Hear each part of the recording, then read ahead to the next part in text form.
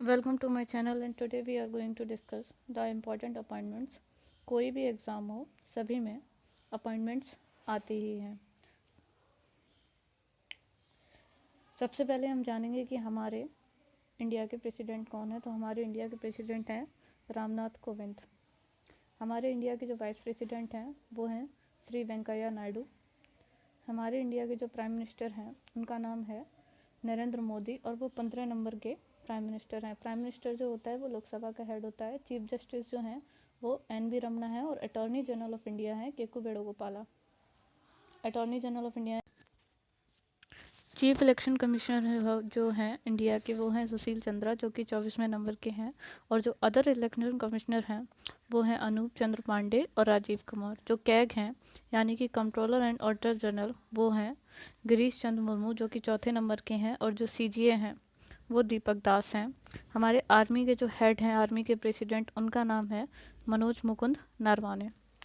किसी भी official post की कोई जैसे प्रेसिडेंट है, वाइस प्रेसिडेंट है और सीएम है, पीएम है, उनके इलेक्शन कमीशन कंडक्ट कराती है जो कि पार्ट 15 में आता है। हम लोग बात करते हैं कि एयरफोर्स के हेड कौन है। तो एयरफोर्स के हेड हैं वी आर चौधरी जो कि 27वें नंबर के हैं। नेवी के हेड हैं करमबीर सिंह जो कि 24वें नंबर के हैं। कैबिनेट सेक्रेटरी हैं राजीव गाबा। फॉरेन सेक्रेटरी हैं हर्षवर्धन श्रृंगाला। होम सेक्रेटरी हैं अजय कुमार भल्ला। फाइनेंस सेक्रेटरी हैं TV Somanathan. Revenue secretary, revenue का मतलब होता है राजस्व, तो राजस्व सचिव जो हैं वो हैं Tarun Bajaj. National security adviser जो हैं वो हैं अजीत डोभाल। कैबिनेट सेक्रेटरी राजीव गाबा मतलब जो कैबिनेट के जो सचिव होते हैं वो हैं राजीव गाबा। फॉरेन सेक्रेटरी मतलब कि जो विदेश से जितनी भी लेन देन या जितनी भी चीज़ें होती हैं उनका देख रेख करने के लिए हैं फॉरेन सेक्रेटरी हर्षवर्धन श्रृंगाला।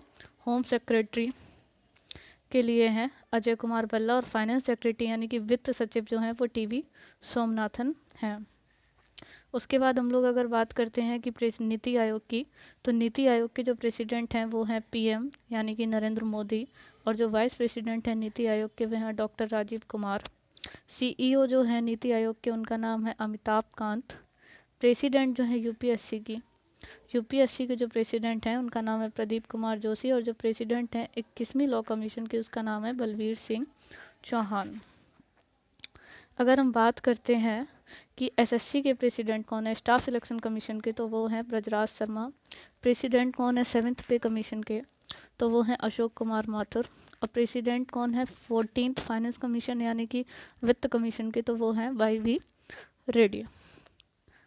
उसके बाद हम लोग बात करते हैं कि प्रेसिडेंट कौन है 15वीं फाइनेंस कमीशन के, तो वो है एन के सिंह। सीईओ कौन है रेलवे बोर्ड के प्रेजेंट टाइम में, तो वो है सुनीत शर्मा। सेबी के प्रेसिडेंट कौन है, तो वो अजय तागी हैं। और सेबी का फुल फॉर्म होता है security and exchange board of India. क्या फुल फॉर्म होता है? Security and exchange board of India. उसके बाद हम लोग बात करते हैं प्रेसिडेंट ऑफ सीबीएफसी। सीबीएफसी का फुल फॉर्म होता है central board of film certification, जिसके हेड हैं Ravindra Bhakar. President of company law board, company law board के हेड कौन है, तो महेश मित्तल हैं। इसरो यानी कि इंडियन स्पेस रिसर्च ऑर्गेनाइजेशन, उसके हेड कौन है, तो के सिवन उसके हेड हैं। इसरो के हेड के सिवन हैं। उसके बाद हम लोग बात करते हैं यूआईडीएआई यानी कि unique identification authority of India, Aadhaar card वाला, उसके हेड कौन है, उसके हेड हैं सौरभ गर्ग। एनएचएआई की बात करते हैं जिसका मतलब होता है national highway authority of India, उसके हेड हैं Armani Girdhar. DRDO defence research and development organisation की बात करते हैं तो उसका हेड है जी सतीश रेड्डी। डीआरडीओ यानी कि defence research and development organisation की बात करते हैं तो उसके हेड कौन है, तो उसके हेड हैं जी सतीश रेड्डी। डीआरडीओ और इसरो दोनों के दोनों साइंटिफिक रिसर्च पे ही काम करते हैं और ये दोनों हमारी इंडिया की रिसर्च ऑर्गेनाइजेशंस में आते हैं, साइंटिफिक रिसर्च ऑर्गेनाइजेशन में। उसके बाद हम लोग बात करते हैं कि प्रेसिडेंट कौन है आईपीसी। आईपीसी का मतलब होता है इंडियन पैरालंपिक कमेटी, उसकी हेड है दीपा मलिक। प्रेसिडेंट कौन है इंटरनेशनल क्रिकेट काउंसिल यानी कि आईसीसी की, तो उसके हेड हैं ग्रेग बार्ले जो कि न्यूजीलैंड हैं। सीईओ कौन है आईसीसी के, तो सीईओ जो हैं आईसीसी के वो हैं जियो फेल्ड्रीज। कौन है? जियो फेल्ड्रीज। इन सभी के फुल फॉर्म बहुत इंपॉर्टेंट है इसलिए मैंने ब्रैकेट में लिख रखे हैं, कृपया आप लोग भी इसको याद रखें, बहुत इंपॉर्टेंट होते हैं। प्रेसिडेंट ऑफ एसीसी यानी कि एशियन क्रिकेट काउंसिल, तो प्रेसिडेंट जो एशियन क्रिकेट काउंसिल हैं जैसा। प्रेसिडेंट ऑफ बीसीसीआई, बीसीसीआई का मतलब होता है board of control of cricket of India, उसके हेड है सौरभ गंगुली जो कि 39 नंबर के हैं। और इंडियन क्रिकेट टीम जो है, इंडियन क्रिकेट टीम जो है उसके जो कोच हैं मेल के लिए वो हैं रवि शास्त्री। कौन है? रवि शास्त्री हैं। और अगर हम लोग कोच की बात करें जो इंडियन वुमेन क्रिकेट टीम है उसके कोच कौन है, तो उसके कोच हैं रमेश पवार। प्रेसिडेंट कौन है डब्ल्यूएफआई के? डब्ल्यूएफआई का मतलब होता है रेसलिंग फेडरेशन ऑफ इंडिया, उसके जो प्रेसिडेंट हैं वो हैं ब्रजभूषण शरण सिंह। और प्रेसिडेंट ऑफ आईटा, आईटा का मतलब होता है ऑल इंडिया टेनिस एसोसिएशन।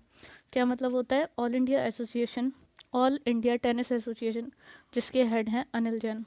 सारे के सारे फुल फॉर्म्स बहुत इंपॉर्टेंट है, आप इनको याद करके रखें अगर आपको कोई भी एग्ज़ाम क्रैक करना है तो। प्रेसिडेंट ऑफ एआईएफएफ, एआईएफएफ का मतलब होता है ऑल इंडिया फुटबॉल फेडरेशन, तो ऑल इंडिया फुटबॉल फेडरेशन के हेड हैं Praful Patel. Volleyball federation of India के हेड हैं Achyuta Samanta. President of AICF, AICF का मतलब होता है ऑल इंडिया चेस फेडरेशन, जिसके हेड है संजय कपूर। जो विश्वनाथ आनंद हैं वो चेस खेलते हैं। क्या खेलते हैं वो? चेस खेलते हैं। और जो प्रज्ञानंद स्वामी हैं वो भी चेस खेलते हैं। इन दोनों नाम को याद रखिए। एसएससी एग्ज़ाम में जनरली पूछे जाते हैं कि कौन सा प्लेयर कौन सा स्पोर्ट खेलता है। उसके बाद हम लोग बात करते हैं प्रेसिडेंट ऑफ बीएफआई, बीएफआई का मतलब होता है बास्केटबॉल फेडरेशन ऑफ इंडिया, जिसके हेड हैं अजय सिंह।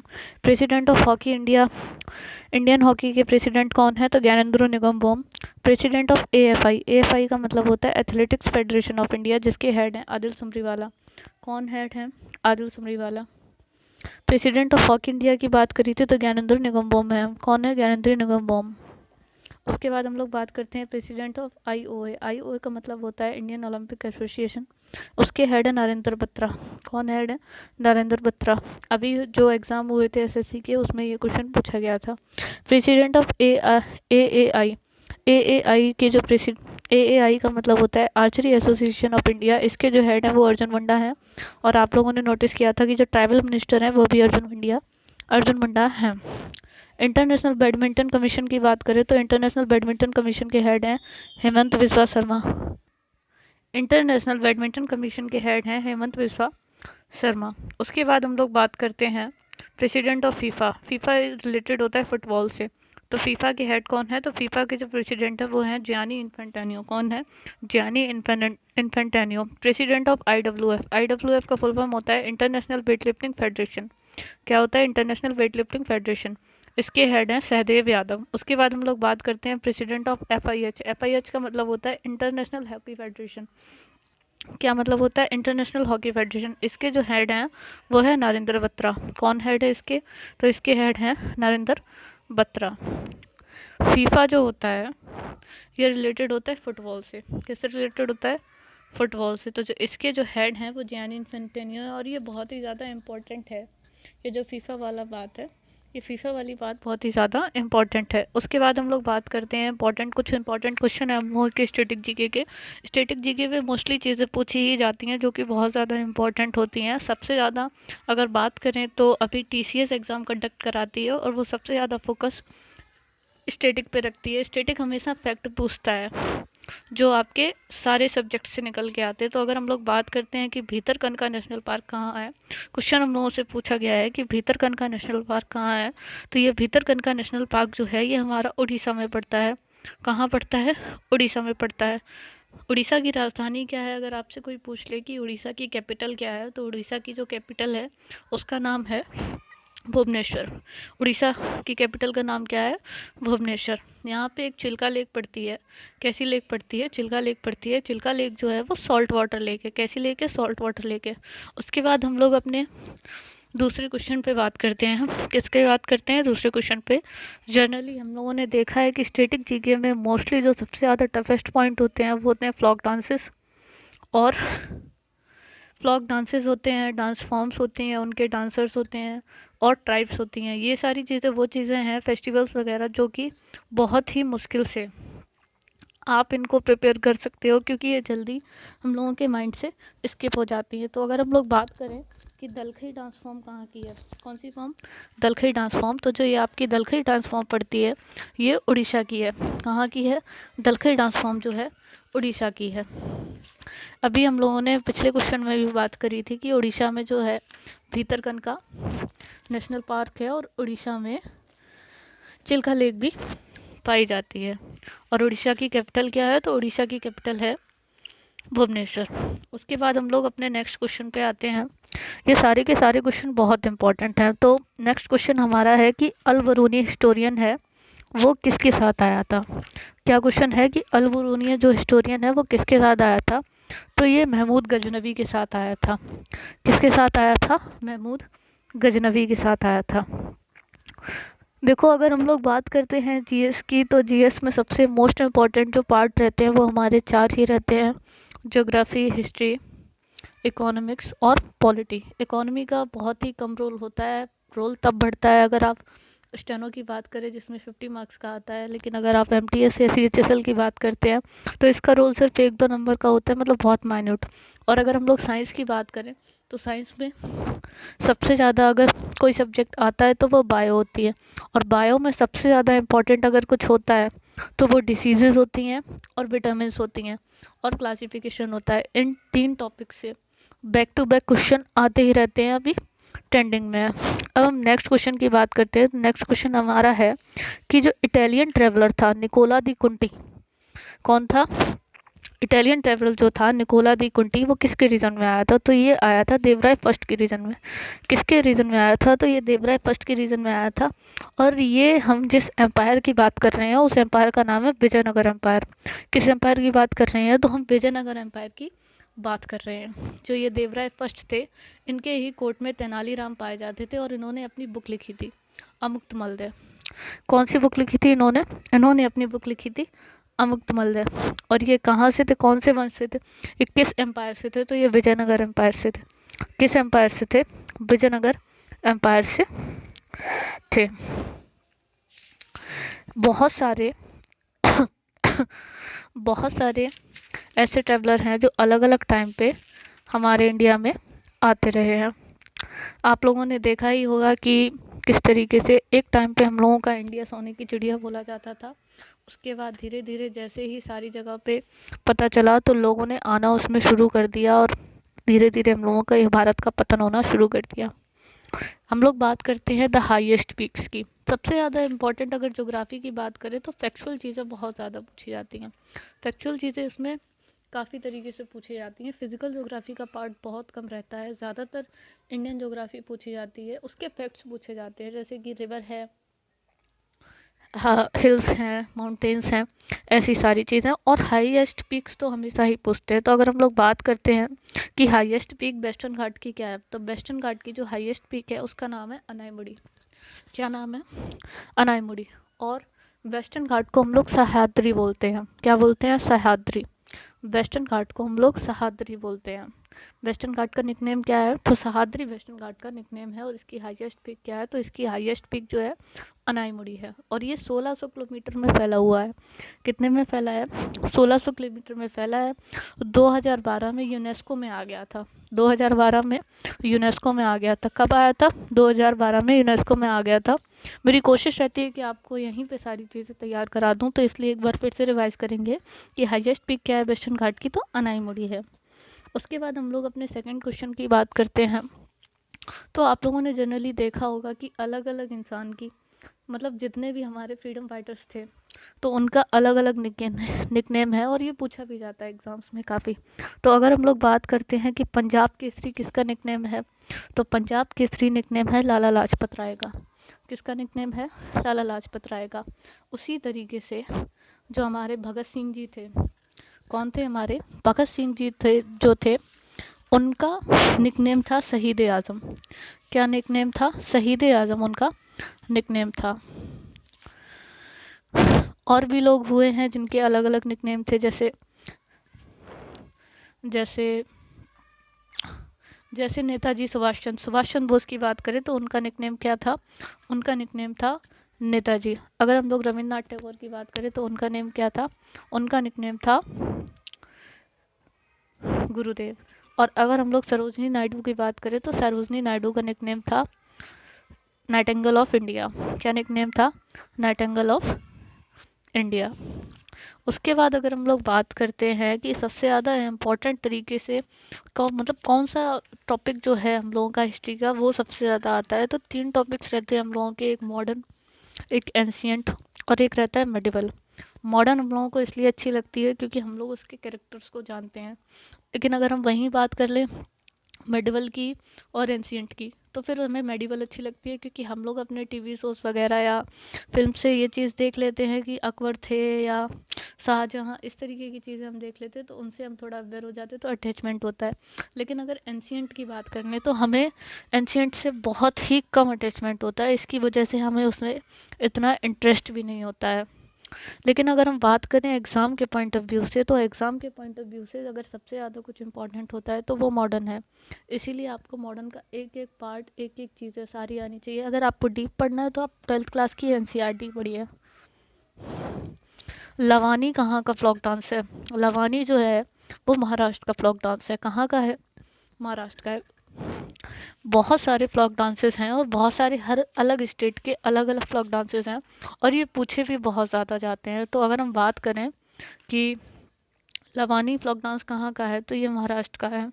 गिद्दा भांगड़ा ये कहाँ का है? तो अगर गिद्दा और भांगड़ा की बात करें तो ये हम लोगों के पड़ते हैं कहाँ के? ये पड़ते हैं हम लोगों के पंजाब के। पंजाब का पड़ता है गिद्दा और भांगड़ा।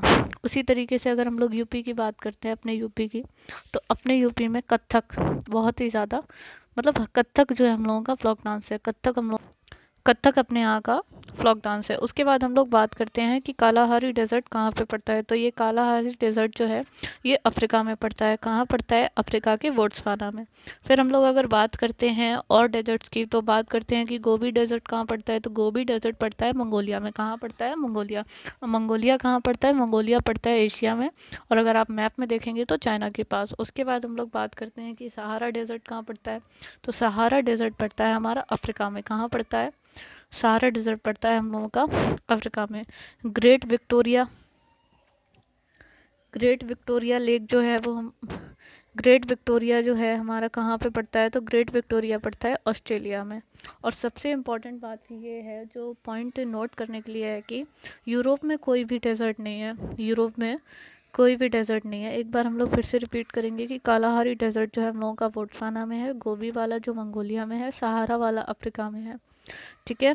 उसके बाद हम लोग ये भी रिवाइज करेंगे कि यूरोप में कोई भी डेजर्ट नहीं है। फिर हम लोग बात करते हैं कि पहली कंट्री कौन सी थी। देखो जीएसटी हम लोगों से पूछा ही जाता है कि जीएसटी से रिलेटेड आजकल जितनी भी चीज़ें हैं उनसे, जितनी भी चीज़ें जो इकोनॉमिकली जो हम लोगों की लाइफ को अफेक्ट करती हैं उनसे क्वेश्चन बहुत पूछे जाते हैं। तो हम लोग बात कर रहे हैं कि जीएसटी जो है उसको स्टार्ट करने वाला पहला देश कौन सा था। तो अगर हम लोग बात करते हैं कि किसने जीएसटी को सबसे पहले स्टार्ट किया था, तो वो था फ्रांस। कब किया था? तो 1954 में किया था। अभी टोटल कितने देशों के पास है, तो टोटल जो है 160 देश के पास है। कितने देश के पास है? 160 देश ऐसे हैं जिनके पास जीएसटी है। नेक्स्ट क्वेश्चन की हम बात करते हैं, तो नेक्स्ट क्वेश्चन हमारा है कि पेरियार जो है वो किसका निकनेम है। पेरियार किसका निकनेम है? तो अगर हम लोग बात करते हैं, ये क्वेश्चन बहुत ही ज़्यादा इंपॉर्टेंट है, इसमें आप नोट कर लीजिए, बहुत ज़्यादा इंपॉर्टेंट है क्योंकि पेरियार ये वाला क्वेश्चन जो है आपको जनरली कहीं मिलेगा नहीं, क्योंकि बुक्स वगैरह में, नोट्स वगैरह में ये चीज़ नहीं लिखी होती है। तो अगर हम लोग बात करें कि पेरियार किसका निकनेम था, तो पेरियार जो है वो निकनेम है ईवी रामास्वामी नायकर का। किसका नाम है? ईवी रामास्वामी नायकर। इन्होंने एक आत्मसम्मान, सेल्फ रिस्पेक्ट मूवमेंट करके चलाया था। कौन सा मूवमेंट चलाया था? सेल्फ रिस्पेक्ट मूवमेंट करके इन्होंने चलाया था। उसके बाद हम लोग अपने सेकंड क्वेश्चन की बात करते हैं। तो सेकंड क्वेश्चन जो है वो हमारा कहता है कि डायरेक्ट एक्शन डे कब मनाया गया था। कौन सा डे? तो डायरेक्ट एक्शन डे कब मनाया गया था। इसका मतलब क्या है कि direct action day, direct action day का मतलब ये है कि जब हम लोगों ने मांग करी थी क्विट इंडिया मूवमेंट की, जब हम लोगों ने कहा था कि भारत छोड़ो, तो उसके बाद जितने भी जो लोग भी जितने भी मुस्लिम थे जो कि पाकिस्तान को चाहते थे, वो चाहते थे कि देश डिवाइड हो जाए, एक अलग देश बने जिसका नाम हो पाकिस्तान, और जहाँ पे सारे मुस्लिम रहें जो यहाँ पे प्रताड़ित हुए, यहाँ जो नहीं रहना चाहते हैं। तो मोहम्मद अली जिन्ना के अंडर में वो सारे लोग ये डिमांड कर रहे थे कि बांटो और छोड़ो। यहाँ पे हम लोगों का था भारत छोड़ो और उनका था बांटो और छोड़ो अंग्रेज़ों से। उसके बाद हम लोग बात करते हैं कि जो फिफ्थ प्लैनेट है, कौन सा प्लैनेट है, यहाँ पे हम लोग बात कर रहे हैं फिजिकल ज्योग्राफी। किसकी बात कर रहे हैं? Physical geography. तो फिजिकल ज्योग्राफी की बात कर रहे हैं, तो यहाँ पे हमसे पूछा गया है कि जो फिफ्थ प्लैनेट है, ये क्वेश्चन बहुत इंपॉर्टेंट है, जो फिफ्थ प्लैनेट है वो कौन है? तो जो फिफ्थ प्लैनेट है वो हमारा मरकरी है। कौन सा है? मरकरी हमारा फिफ्थ प्लैनेट है। अगर हम लोग उसी तरीके से मार्स की बात करें तो मार्स को बोलते हैं रेड प्लैनेट। क्या बोलते हैं? Red planet. अब रेड प्लैनेट इसको क्यों बोलते हैं? रेड प्लैनेट इसलिए बोलते हैं क्योंकि यहाँ पे आयरन की, मतलब आयरन यहाँ पे जितने कण पाए गए हैं वहाँ पे आयरन की मात्रा ज़्यादा है, इसकी वजह से ये रेड रेड देखने पे फील होता है। उसके बाद हम लोग बात करते हैं कि plants of god of beauty, sorry planets of god of beauty. तो planets of god of beauty का बात करते हैं तो वो क्या होता है? वीनस होता है। उसके बाद हम लोग बात करते हैं कि मणिपुर को किस तरीके से जानते हैं। तो मणिपुर को जानते हैं ऑर्चिड बास्केट की तरह। किसकी तरह जानते हैं? ऑर्चिड की टोकरी की तरह हम जानते हैं किसको? मणिपुर को। बहुत सारे ऐसे देश हैं जिसको अलग अलग नाम से संबोधित किया जाता है जहाँ पे उनके प्रोडक्शन ज़्यादा होता है। जैसे अपने इंडिया में बात करें कि शुगर कैन का सबसे ज़्यादा प्रोडक्शन कौन करता है, तो हम लोगों के यहाँ शुगर कैन का सबसे ज़्यादा प्रोडक्शन कौन करता है? तो वो यूपी करती है। उसके बाद अगर हम लोग बात करते हैं कि चीनी का कटोरा किसको बोलते हैं, तो चीनी का कटोरा क्यूबा को बोलते हैं। किसको बोलते हैं? चीनी का कटोरा क्यूबा को बोला जाता है। अब हम लोग मूव करेंगे अपने नेक्स्ट क्वेश्चन पे। तो हमारा नेक्स्ट क्वेश्चन ये पूछता है, ये हिस्ट्री से है, जो कि हमारा पूछता है कि ये विक्रमशिला जो यूनिवर्सिटी है, कौन सी यूनिवर्सिटी है? विक्रमशिला यूनिवर्सिटी है। इसके फाउंडर कौन है? किसने इसको बनाया? तो ये विक्रमशिला यूनिवर्सिटी जो है इसको धर्मपाल ने बनाया है। किसने? धर्मपाल ने बनाया है। और ये पाल डायनेस्टी से थे। कौन सी डायनेस्टी से थे? ये पाल डायनेस्टी थे। और ये जो विक्रमशिला यूनिवर्सिटी है ये सोमपुर बिहार में पाई जाती है। कहाँ पाई जाती है? सोमपुर बिहार में पाई जाती है।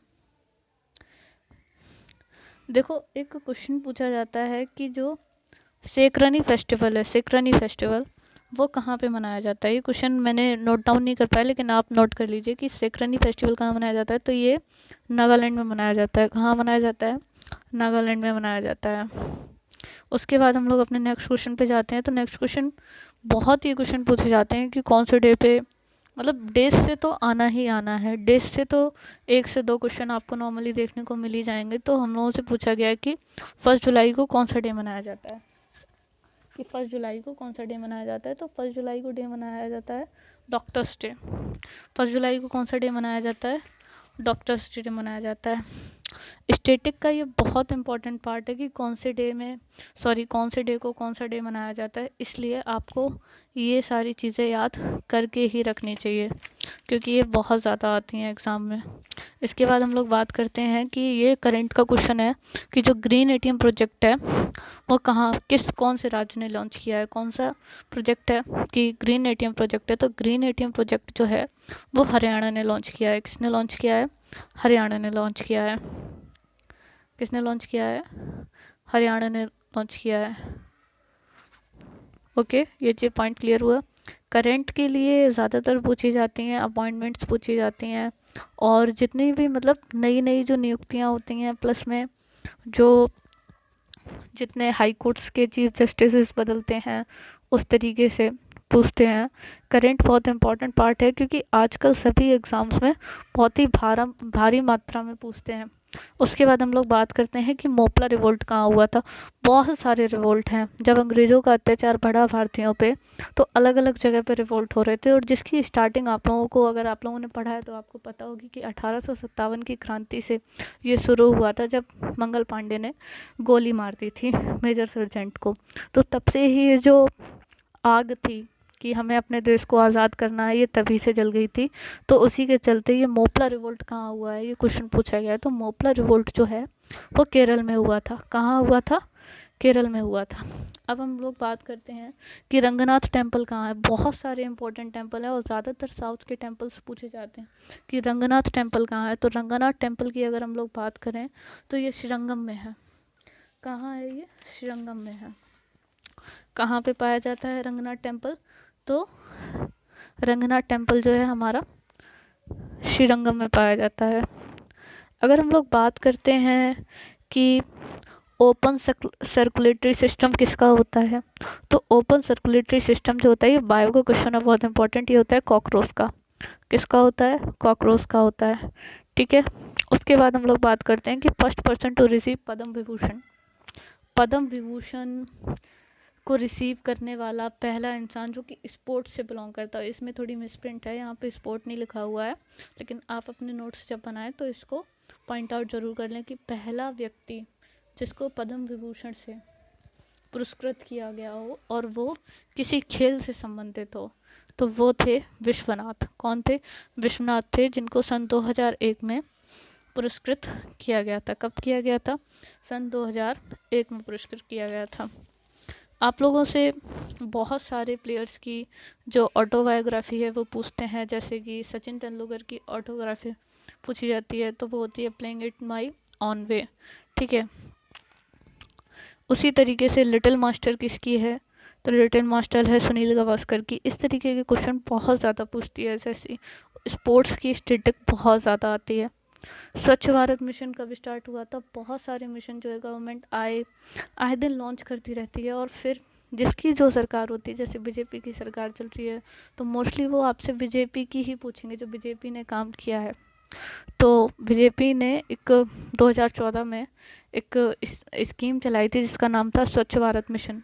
स्वच्छ भारत मिशन के अंडर में ही नमामि गंगे चली थी, जिससे गंगा की सफाई हो रही थी। तो स्वच्छ भारत मिशन जो है वो 2 अक्टूबर 2014 को चलाया गया था। कब से स्टार्ट किया गया था? 2 अक्टूबर 2014 को।